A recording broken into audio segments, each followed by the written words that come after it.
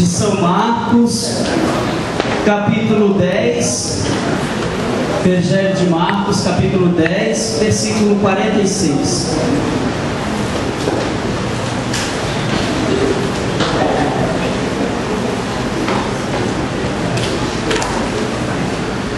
Evangelho de Marcos, capítulo 10, versículo 46. Se alguém tem a Bíblia da Ave Maria, editora Ave Maria, página 1336.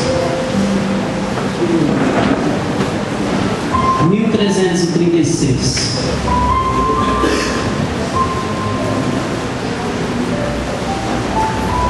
Amém? A página fica mais fácil, né, irmão? É o capítulo 10, aí o versículo 46, ali na página 1336. Cura de Bartimeu. Quem daqui sabe quem era Bartimeu?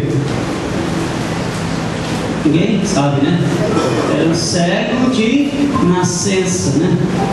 Nunca tinha visto a luz, né? Tem pessoas que ficam cegos depois de algum tempo por problemas, né? Mas Bartimeu, como existem muitos irmãos ainda no mundo, são cegos, era cego de nascença. E ele era discriminado e muitas outras coisas que nós vamos ver na palavra de Deus. Chegaram a Jericó. Ao sair dali, Jesus, seus discípulos e numerosa multidão estava sentado à beira do caminho, mendigando Bartimeu, que era cego, filho de Timeu. Sabendo que era Jesus de Nazaré, começou a gritar: Jesus, filho de Davi, tem compaixão de mim. Muitos o repreendiam para que se calassem, mas ele gritava ainda mais alto: Filho de Davi, tem compaixão de mim. Jesus parou e disse: Chamai-o. Chamaram o cego, dizendo: Coragem, levanta-te, ele te chama. Lançando fora a capa, o cego ergueu-se de um salto e foi ter com ele. Jesus, tomando a palavra, perguntou: Que queres que eu te faça? Rabone, respondeu o cego: Que eu veja. Disse-lhe Jesus: Vai, a tua fé te salvou.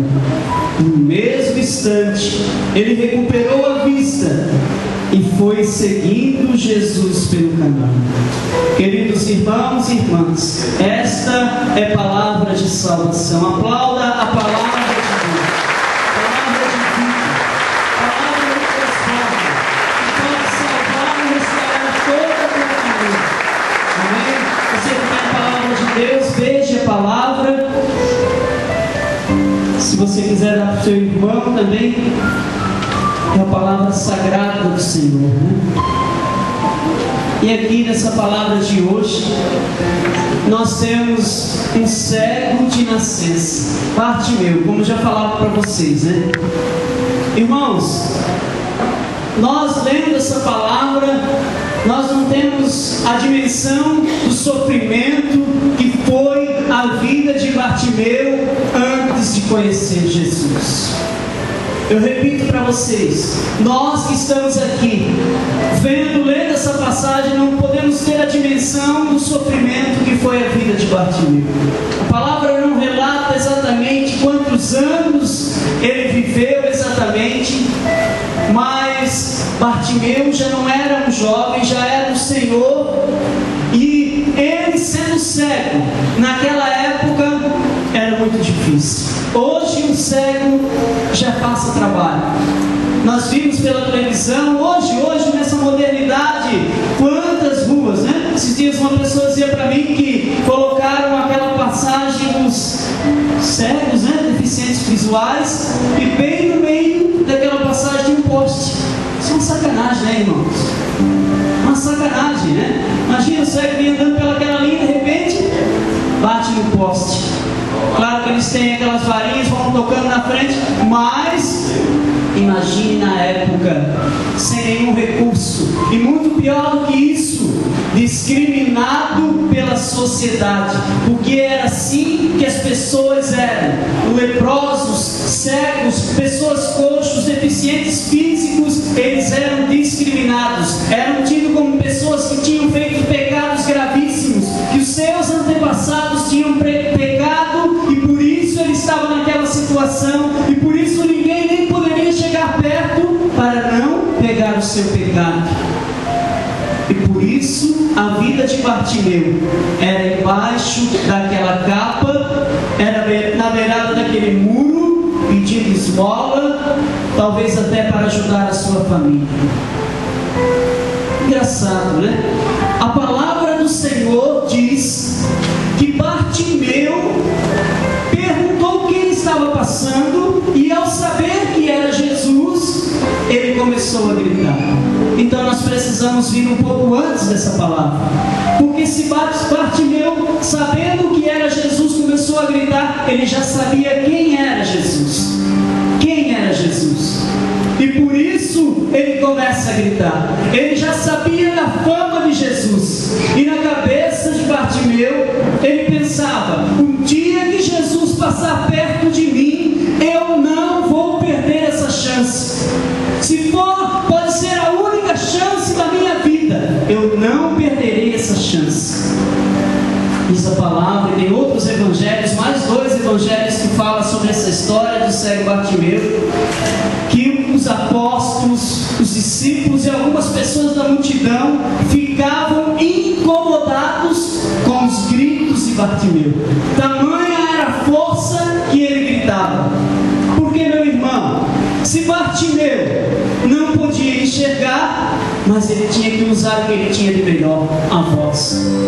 A voz, porque Bartimeu era bom de voz. Ele pedia esmola, ele escutava os barulhos no chão, ele já pedia esmola. Mas o dia que Jesus Cristo passou na vida de Bartimeu, foi o dia que ele mais gritou, foi o dia que ele mais pediu: Jesus, filho de Davi, tende compaixão de mim. E o que aconteceu? A palavra de Deus diz que Jesus parou e disse: chama-o. E foram ao encontro de Bartimeu. O que aconteceu? Bartimeu ficou meio assim: não sei, vamos devagarinho. Não, Bartimeu saltou, largou tudo, meu irmão e minha irmã. Talvez ali com Bartimeu estava lá o seu lanche, um copo d'água, porque lá era um lugar muito quente, as suas moedas, as suas migalhas, aquilo que tinham dado para ele, mas ele sabia que Jesus tinha algo muito maior do que aquilo ali, que todo o dinheiro que ele tinha ganhado na sua vida não era nada diante da graça que estava preparado para a sua vida naquele dia. Estou falando isso para você hoje também. O Senhor está falando isso para você hoje. O Senhor, o Espírito Santo está falando ao teu coração, que muitas vezes tem deixado a oportunidade passar na tua vida. Amanhã, talvez quantos grupos de oração, missas, sexta-feiras que você veio e disse: eu tenho certeza que hoje eu vou sair daqui e vou mudar aquela situação da minha vida, aquela cegueira espiritual, aquela cegueira que não me deixa chegar perto da graça do Senhor. Mas você não tem saltado e não tem gritado como Bartimeu. Mesmo enxergando, muitos quiseram ver o Senhor e não viram. Jesus falou isso para os apóstolos. Bartimeu não viu Jesus, não viu, mas ele sentiu. E quando Jesus disse: a tua fé te curou, ele ficou totalmente curado. Totalmente curado. Quando eu estou falando totalmente, meu irmão, eu não estou falando da doença física que atingia a sua visão, mas estou falando totalmente da sua alma. Diz que Bartimeu ficou feliz, saltava de alegria. A vida dele nunca mais, ele pensava: nunca mais eu vou precisar dessa capa, nunca mais eu vou voltar para esse muro, nunca mais eu vou ser humilhado. Senhor, e o Senhor transformou a minha vida, o Senhor mudou a minha história. Quantos aqui nessa noite, se formos pedir para contar, né? Eu conheço mais a vida dos servos aqui da Casa da Providência. Uns chegaram de um jeito, outros chegaram de um outro jeito, uns chegaram já à beira da morte, e o Senhor o levantou. Muitos chegam e chegaram no pecado, de não olhar mais nem para a sua família, de não enxergar mais a sua vida, as pessoas que estão à sua volta, mas ao receber Jesus na sua vida, ao receber aquilo que nós clamávamos com o ministério de música, o Espírito Santo de Deus, a sua vida foi transformada.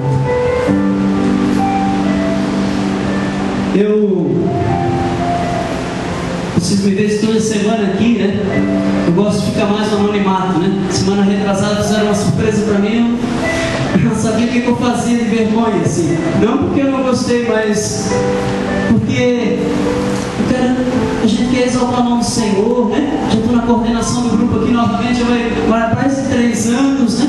Mas o importante é que Jesus esteja sempre no lugar mais alto. Mas hoje eu vou falar um pouco da minha vida para vocês, né? Para aqueles que não me conhecem, né? Eu acho quase impossível, né? Eu me chamo Cláudio, tenho 37 anos, fiz agora dia 17 de janeiro passado, e sou casado com a Jaqueline, né? Está lá na escolinha, com a minha filha Mariana, de 6 anos. Sou, como eu digo, né? O 20º filho da Dona Nélia.